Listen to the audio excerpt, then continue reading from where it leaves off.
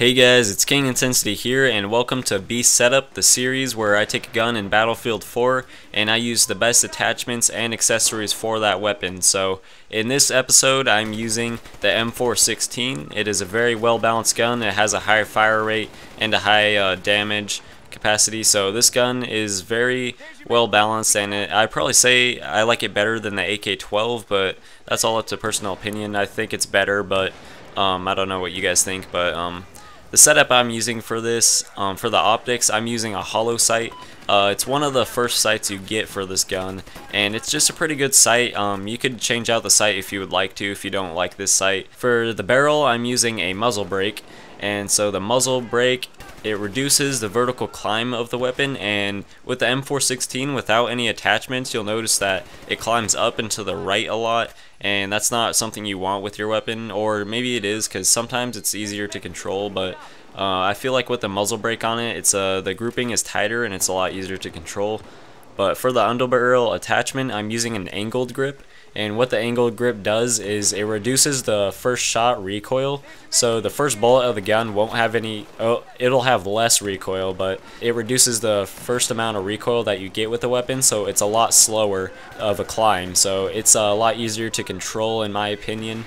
And the grouping overall is tighter, so if you're burst firing this weapon, then it is very good, and it's a very beast weapon. Now on the screen here in a second, you're going to see some comparisons, and the first comparison I have up right here is the weapon without any attachments on it. So I went to the test firing range and I used it without any attachments, and you can see that it pulls up and to the right a lot, and so that's not really something you want with this weapon, but that is what it has without any attachments on it.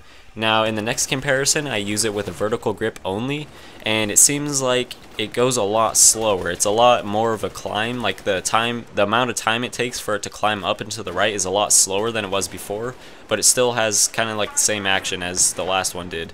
So this next comparison, I use the muzzle brake and the angled grip in combination with this gun, and you can see the grouping is a little bit tighter. It's a little bit more side-to-side recoil, but I think it's a lot easier to control than the last two.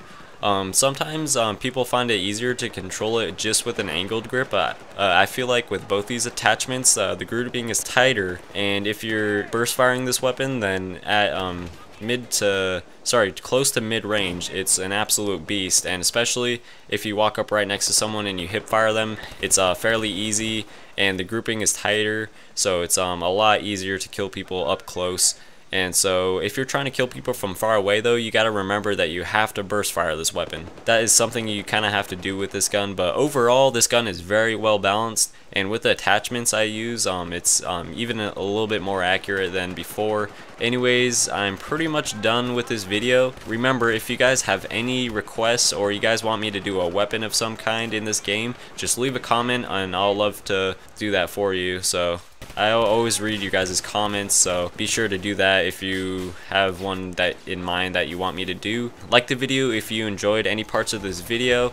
It really helps me out, and subscribe if you are new here, and I will see you guys later.